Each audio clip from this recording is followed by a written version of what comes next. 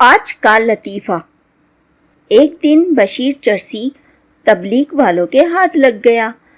تبلیغی جماعت والوں نے اس کی چرس چھڑوا کر اس کو سیدھے راستے پر لگا دیا۔